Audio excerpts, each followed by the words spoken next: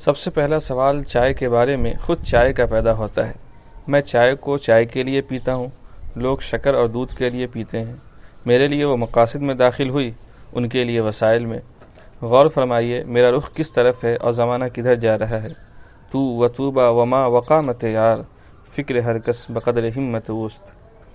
چائے چین کی پیداوار ہے اور چینیوں کی تصریح کے مطابق 1500 برس سے استعمال کی جا رہی ہے، لیکن وہاں کبھی کسی کے خواب و خیال میں بھی یہ بات نہیں گزری کہ اس جوہر لطیف کو دودھ کی کثافت سے آلودہ کیا جا سکتا ہے۔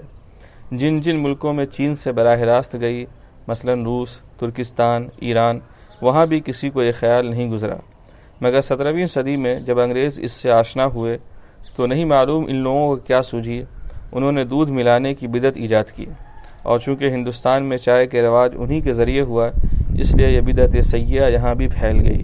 رفتہ رفتہ معاملہ یہاں تک پہنچ گیا کہ لوگ چائے میں دودھ ڈالنے کی جگہ دودھ میں چائے ڈالنے لگے۔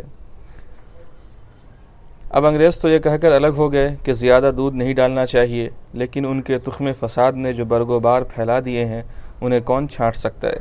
لوگ چائے کی جگہ ایک طرح کا سیال حلوہ بناتے ہیں، کھانے کی جگہ پیتے ہیں اور خوش ہوتے ہیں کہ ہم نے چائے پی لی۔ ان نادانوں سے کون کہے کہ ہائے کم بخت تو نے پی ہی نہیں۔ پھر ایک بنیادی سوال چائے کی نوعیت کا بھی ہے، اور اس بارے میں بھی ایک عجیب عالمگیر غلط فہمی پھیل گئی ہے۔ کس کس سے جھگڑیے اور کس کس کو سمجھائیے۔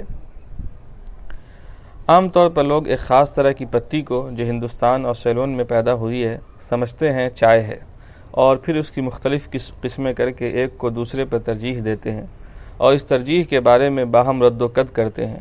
ایک گروہ کہتا ہے سیلون کی چائے بہتر ہے، دوسرا کہتا ہے دارجلنگ کی بہتر ہے۔ حالانکہ ان فریب خوردگان رنگ و بو کو کون سمجھائے کہ جس چیز پر جھگڑا کر رہے ہیں وہ سرے سے چائے ہی نہیں۔